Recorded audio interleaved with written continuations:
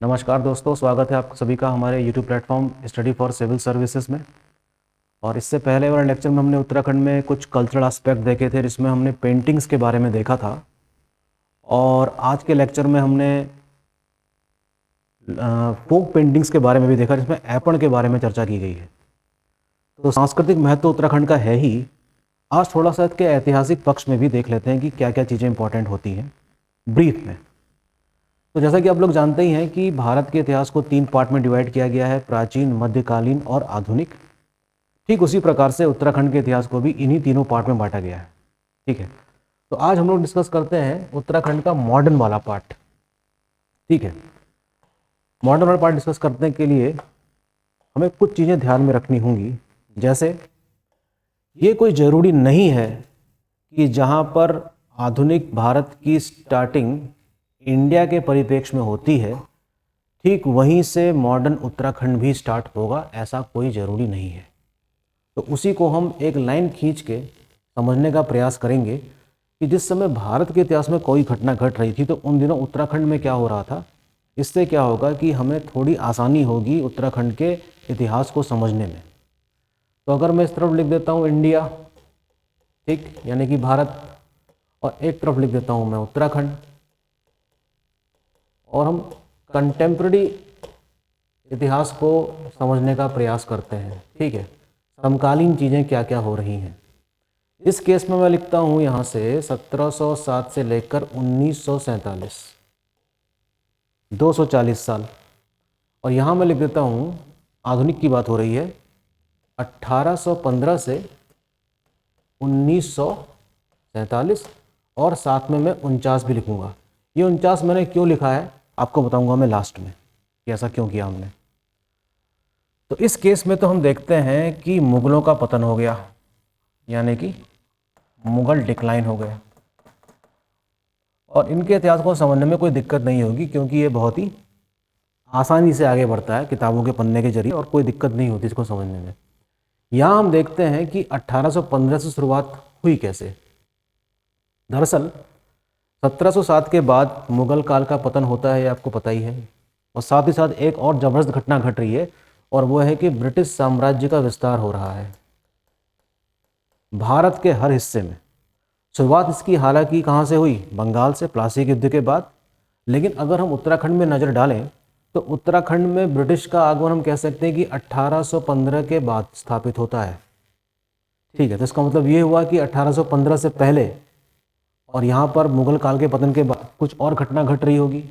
ठीक है, तो हमको ये पता चलता है कुछ साल पहले, यानी कि 25 साल पहले अगर हम पीछे चले जाएं तो हम पहुँच जाएंगे कहाँ पर, 1790 में। तो आखिर 1790 तक क्या चल रहा था। 1790 में हम देखते हैं कि उत्तराखंड में कुमाऊँ और गढ़वाल में 2 अलग अलग इतिहास हैं। मतलब कुमाऊँ का इतिहास अलग चलता है और गढ़वाल का इतिहास अलग चलता है। कुमाऊँ में चंद राजवंश की स्थापना थी, और वहीं गढ़वाल में परमार वंश का शासन चल रहा था।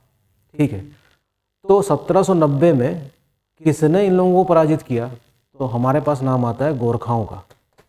तो गोरखाओं ने चंद शासकों को पराजित करके यहाँ पर प्रत्यक्ष रूप से शासन करना शुरू कर दिया था, और परमार वंश के शासकों को भी बहुत परेशान किया।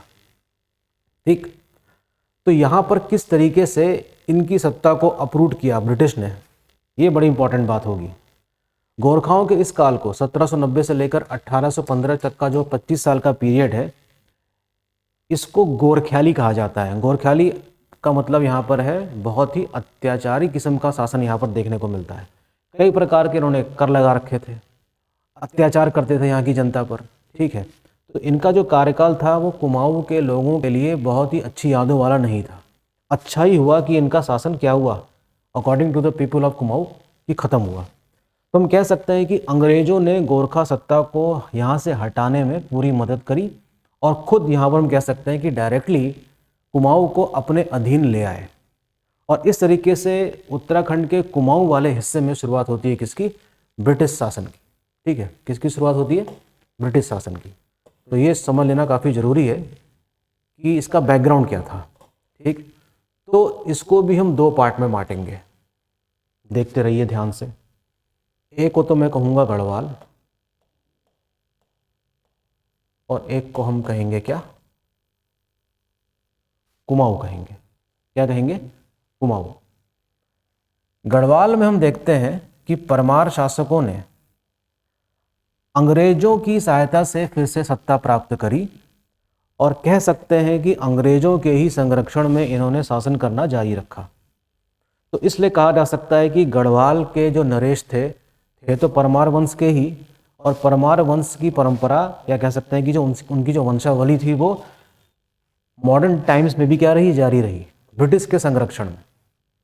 तो यहाँ से शुरू होता है ब्रिटिश शासन के दौरान गढ़वाल शासकों का शासन, और कब तक रहता है? 1949 तक, जो मैंने यहाँ पर लिखा। इसका मतलब ये हुआ कि हम कैसे स्टेट की बात कर रहे हैं?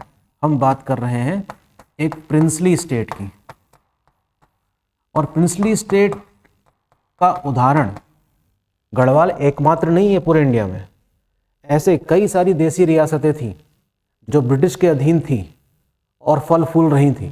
ठीक है, ये बात आप अच्छी तरह जानते होंगे कि कैसे 1947 में जब भारत आज़ाद हुआ तो ये जितनी भी देसी रियासतें थीं इनका एकीकरण वल्लभ भाई पटेल ने किया।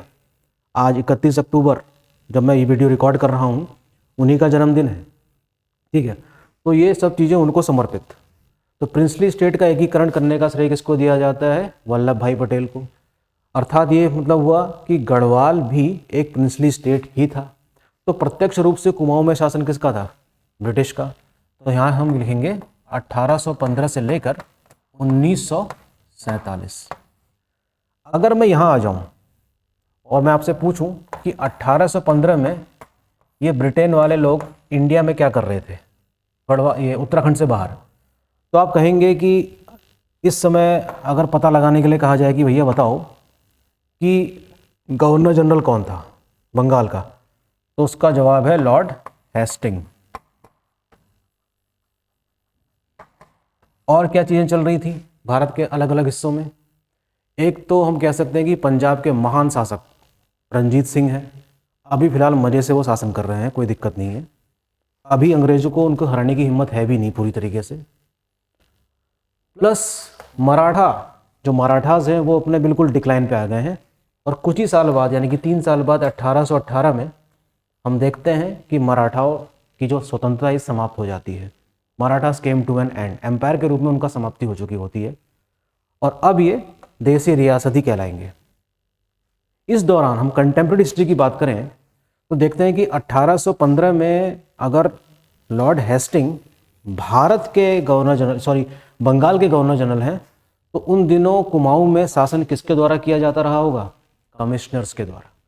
तो यहाँ हम देखेंगे क्या? कमिश्नर्स। ठीक है, यहाँ पर क्या आ जाएंगे? कुमाऊं कमिश्नर। यहाँ हम क्या देखना शुरू कर देंगे? कुमाऊं कमिश्नर। तो पहले कुमाऊं कमिश्नर कौन थे? ई गार्डनर। किसका नाम आएगा? ई गार्डनर का नाम आएगा। मैं खाली अभी 1-2 नाम ही बताऊंगा आपको, क्यों? ताकि भूमिका तैयार कर दी जाए आपकी, कि जब आप पढ़ें तो कम से कम इस हिस्से को भी याद रखते हुए पढ़ें। ठीक है, कि कौन समकालीन यहाँ पर यह चल रहा है। ठीक, तो ई गार्डनर से शुरुआत होती है और 1947 तक यहाँ पर कमिश्नर ही रहते हैं। तो हम देख सकते हैं कि गोरखाओं के शासन के बाद, सगौली की संधि के बाद, सगौली की संधि जो बिहार में संपन्न हुई थी, अंग्रेजों ने गोरखाओं को हरा दिया और शासन करना शुरू किया प्रत्यक्ष रूप से, डायरेक्ट एडमिनिस्ट्रेशन। तो जैसा कि आप लोग जानते ही हैं कि ब्रिटिश के शासन करने का तरीका जाहिर सी बात है कि एक साइंटिफिक लाइंस में रहा होगा, था ही। तो इन्होंने कई प्रकार के ऐसे काम किए जो यहाँ के रहने वाले लोगों के लिए एक सुधार का काम कर रहे थे। अर्थात इन्होंने पुलों के निर्माण कर दिए, सड़कें बनवा दी, यातायात को अच्छा कर दिया, जो गोरखा लोग नहीं करते थे। ठीक है, फिलहाल अभी यहाँ के लोगों को ब्रिटिश का असली कैरेक्टर पता ही नहीं है, शायद इसीलिए। ठीक है ना, तो हम कह सकते हैं कि जब 1857 की क्रांति हुई होगी तो ब्रिटिश के विरोध में यहाँ पर ऐसा कोई बाउंडर नहीं मचा, सिवाय कुछ जगहों के, जैसे कि हल्द्वानी में यहाँ पर कुछ गतिविधियाँ देखने को मिलती हैं। कालू मेहरा का नाम आता है चंपावत से। ठीक है, तो वहाँ पर थोड़ी बहुत गतिविधियाँ हुई, लेकिन उसको आसानी से दबा दिया गया। लेकिन जब कांग्रेस की स्थापना होती है 1885 में, तब जाके लोगों तक बात पहुँचती है कि भैया ब्रिटिश तो बहुत ही खतरनाक है, ये तो गोरखाओं से भी खतरनाक है, इसके तो इरादे ही दूसरे किस्म के हैं। ठीक है, तो हम कह सकते हैं कि जिस दौरान कुमाऊं कमिश्नर अपना शासन कर रहे थे उस दौरान यहाँ पर गढ़वाल के शासक अपना शासन कर रहे थे। ठीक है, तो कह सकते हैं कि प्रिंसली स्टेट वाली स्थिति थी इनकी। लेकिन जैसे जैसे इंडियन नेशनल मूवमेंट आगे बढ़ता है 1885 के बाद, आपको याद होगा 1885 के बाद जब इंडियन नेशनल मूवमेंट आगे बढ़ता है तो गढ़वाल के राजाओं के खिलाफ भी बगावत शुरू हो जाती है 1929 के बाद।